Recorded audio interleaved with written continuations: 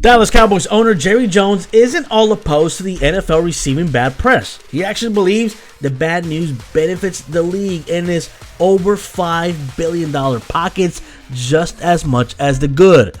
Love him or hate him, Jerry Jones is unabashedly himself at all times, and in the end, that is the part of the Cowboys owner's charm. He doesn't necessarily court bad press, however, he doesn't shrink away from those moments either. That also was part of the appeal of his 1990s dynasty team that helped the franchise win 3 more Super Bowl titles.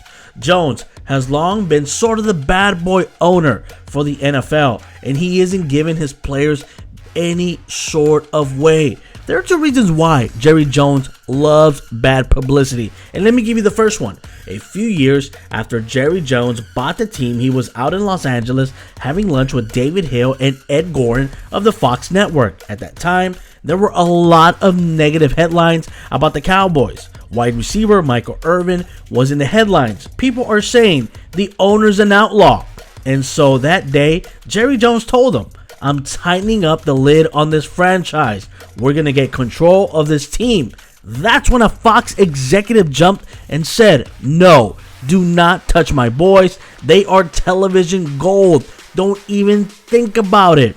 The second reason why Jerry Jones does not care what kind of publicity the Dallas Cowboys have is because his team win, lose, not make the playoffs, get eliminated in the first round of the playoffs, or even promise the world they will get to the Super Bowl, he still brings in close to $1 billion a year. You heard that right, $1 billion. The Cowboys are on track this upcoming season to be the first franchise in North American sports to generate over $1 billion in annual revenue, joining global soccer giant FC Barcelona in an exclusive club. The Cowboys' share of NFL media and sponsorship deals is worth an expected $340 million.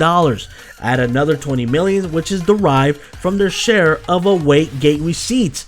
Assuming a full season with fans, the Cowboys' 2022 local revenue will be over $650 million, including merchandise business and non-NFL events at AT&T Stadium. Jones's aggressive estimate would mean at least $300 million in additional revenue for Dallas, a sum that itself would be more than 28 of the NFL's 32 teams, which are projected to generate in 2022. So let's keep it short. The team generates more than $200 million annually through sponsorships and $100 million plus from premium seating at AT&T Stadium, which opened in 2009. Plus, the Cowboys announced a lucrative 10-year extension with Molson Coors. So think about or ask yourself this. Would you care what kind of publicity you get if your team is worth over $8 billion and if you bring close to $1 billion in revenue a season? Of course not. Let everything flow, good or bad.